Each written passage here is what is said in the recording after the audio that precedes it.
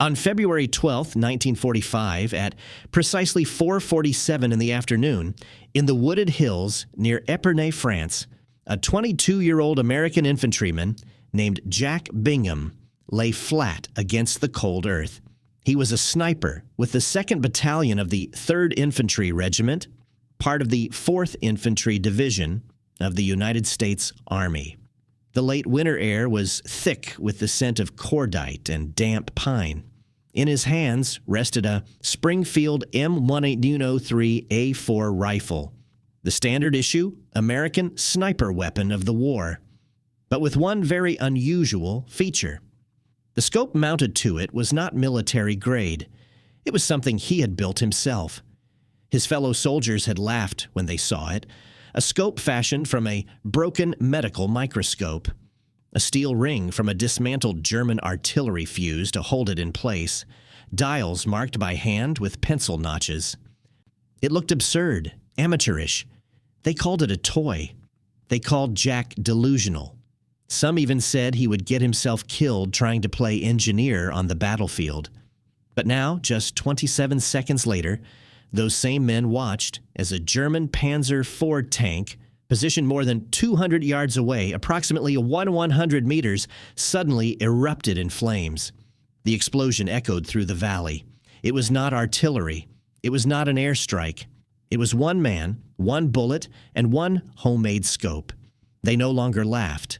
This is the true and unbelievable story of Jack "Red" Bingham, the American soldier they mocked for inventing his own sniper optic, until the moment he used it to change the course of a battle. It is a story about doubt, innovation, and the one impossible shot that made history. In the winter of 1944, as the last major German offensive, known as the Battle of the Bulge, raged through the Ardennes, the men of the Fourth Infantry Division of the United States Army were cold, exhausted, and slowly pushing eastward. By early February of 1945, the front had moved into the Champagne-Ardenne region of northeastern France. There, in the rolling hills and dense forests near Épernay, the Second Battalion of the Third Infantry Regiment, known simply as 2-3, had been assigned a daunting task: to probe and weaken the German defenses entrenched just beyond the Bois de Laine ridge. Among them was a quiet young infantryman named Jack Bingham. He was from Marshall, Kansas, a farming town of fewer than 10,000 people. Before the war, Jack had never held a rifle in combat. He was a mechanic by trade, a tinkerer by temperament. At 19 years old, he had apprenticed under his uncle at a watch repair shop. He could rebuild a stopwatch with his eyes closed and steady hands, adjusting the micro gears with such precision that older customers joked he must have nerves made of ice. When Jack was drafted in the spring of 1943, those same skills made him stand out at Fort Benning. During marksmanship training, he impressed his instructors not just with his shooting, but with his method. He adjusted for windage and elevation without being told how. He measured distances in his head using trees, fence lines, even shadows. But without a formal sniper program in place and with few scopes to go around, Jack was assigned as a regular rifleman. By the time the Battle of the Bulge ended in January of 1945, the Army had begun to realize it was short on trained sharpshooters. Many of its scopes, such as the Weaver Model 330C, had broken, fogged, or simply gone missing. Resupply was difficult. In 2-3, there were only 3 scoped rifles for the entire battalion. Jack saw this problem as an opportunity. In early February, stationed near Épernay, Jack quietly asked to visit the battalion's field hospital. There he salvaged a broken microscope, an American-built Bausch and Lomb model, cracked during transport. He took the lens tube and fashioned it into an optical sight. For mounting brackets, he scavenged a steel ring from a destroyed German 80mm shell casing. Over 2 nights, he soldered, filed, and balanced the contraption onto the barrel of his standard Springfield M1903-A4. When he showed it to his squad, they burst out laughing. "That thing looks like it belongs in a science fair," one said. "Hey, Bingham, you going to diagnose a germ or shoot a kraut?" another joked. Even the platoon sergeant dismissed it with a shrug. "It ain't regulation. Don't come crying when it shatters on your first shot." But Jack didn't flinch. He believed in the tool because he had built it himself. He had tested its range in the woods just west of their encampment, tracking tree lines and measuring consistency. The scope wasn't perfect. The image had a bluish tint. The lens scratched easily, and the zero drifted with temperature changes. But it worked. It magnified. It aligned. And most importantly, it was the only scope available to him. He wasn't trying to be a hero. He was trying to be useful. In the hierarchy of the American Army in 1945, innovation was usually something that came from the top down. Jack Bingham was about to prove the opposite, that sometimes in war, the most critical advances are born not in laboratories or factories, but in mud, under fire, and in the hands of a quiet young man who refuses to settle for standard issue. Jack Bingham never asked for permission to build his scope. He knew better. In the Army, improvisation wasn't encouraged unless it came from the top brass. But what he did ask for, quietly, respectfully, was time. Time at night. Time alone. Time to make something better than what he had been issued, which was nothing. During those early February nights in 1945, Jack worked under canvas just beyond the tree line west of Épernay. He wrapped his gear in burlap and oilcloth to muffle the sound of metal tools. His flashlight was wrapped in red cellophane stolen from a medic's signaling kit. He kept notes in a tiny ledger, calculating distances, crosswind drift, and adjustments for temperature changes. He was methodical, obsessive, focused. He dismantled the microscope tube into three main components: the objective lens, the focus ring, and the ocular. Then he mounted the system onto the Springfield rifle's receiver using two hand-fashioned rings clamped with scavenged bolts.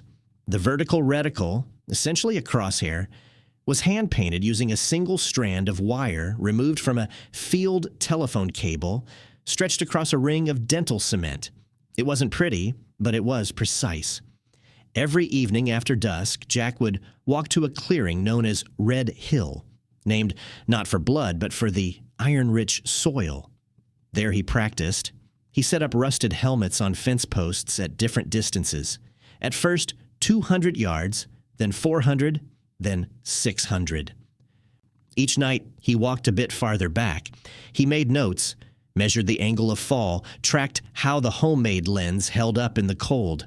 The scope fogged slightly in freezing air, but he found a solution: applying a thin film of soap to the interior glass and polishing it off. It worked well enough. Jack never spoke much to the others during these drills. They knew where he went. Some watched from a distance, amused. Others ignored him. His platoon sergeant warned him once, sternly, "You're wasting ammunition we don't have." Jack replied only once, "Sir, I'll bring them back clean." By February 10th, the division's intelligence reports had confirmed increased German armor movement near the Bois de l'Ain, particularly models identified as Panzer Kampfwagen IV. These tanks, often shortened to Panzer IV, had been the backbone of German armored divisions for most of the war. The version most commonly seen in that sector was the Ausführung H, or H variant, outfitted with 75mm high-velocity guns and frontal armor as thick as 80mm. For an infantryman, getting caught in the open by a Panzer was a death sentence. The usual solution: air support, anti-tank artillery, or bazookas fired from close range. A rifle, even a sniper rifle, had no business against one. But Jack wasn't planning to pierce armor. He had studied the diagrams of the Panzer IV. He knew the layout. He knew the engine deck at the rear housed the fuel intake caps, often left exposed when refueling in a hurry. He had seen, more than once, spare fuel canisters strapped to the back of German armor columns. Standard operating procedure, easy to reach, but also vulnerable. If he could aim for that, not the hull, not the turret, but a soft, unprotected target, he might not destroy the tank outright, but he could set it ablaze, force it to stop, force the crew out, create chaos. That would be enough. His plan wasn't crazy. It was calculated, but nobody believed in it. Not yet. By February 11th, 1945, the Second Battalion of the Third Infantry Regiment had advanced to the outskirts of the Bois de Laine, a patch of forest overlooking a shallow valley near the Marne River. The Fourth Infantry Division had orders to push through German lines, weaken the last pockets of resistance, and secure high ground for the coming spring offensive into Germany. But something wasn't right. Scouts reported increased armor traffic along a dirt road that twisted through the tree line. It was narrow, muddy, and largely invisible from the air. Perfect for moving tanks without drawing attention. Intelligence confirmed it. At least 3 Panzer IV tanks were dug in along the western edge of the forest, rotating shifts every 6 hours. The Germans were preparing for a stand. That morning, during a command briefing, Lieutenant Colonel Harris turned to his platoon leaders and made an unusual request. He wanted a sharpshooter in position by daybreak the following morning, someone quiet, steady, and familiar with the terrain. The mission was simple but dangerous. Observe and, if possible, disrupt German vehicle movements without engaging infantry, cause confusion, pick off officers, force a delay. One name came up, Bingham. Jack was summoned to the command tent, where Harris looked him over, like a man inspecting a piece of equipment he didn't quite trust. "I hear you've been playing scientist with a rifle," Harris said. "Yes, sir." "You think that thing of yours can hit anything past 400 yards? "I know it can, sir." Harris didn't nod. He didn't smile. He just handed Jack a map and circled a spot labeled Grid 17 Alpha, an elevated thicket of pine trees about 1 through 200 yards from the suspected German tank positions. It was a clear line of sight, but a long shot. Longer than regulation, longer than doctrine recommended. "You'll go in before dawn. No backup, no noise, no second chances." "Yes, sir." That night, Jack packed light. His Springfield rifle with the homemade scope, 40 rounds of match-grade ammunition, all hand-selected for consistency, a pair of wire cutters, 2 canteens, 1 chocolate bar, no sidearm. He didn't expect to fight his way out. As the sun set, he moved out alone, cutting through the frost-covered field toward Grid 17 Alpha. He reached the ridge shortly after midnight and dug himself a shallow scrape beneath a fallen pine. Above him, the moon filtered through thin cloud cover, casting long silver shadows across the treetops. The night was deathly quiet. No insects, no wind.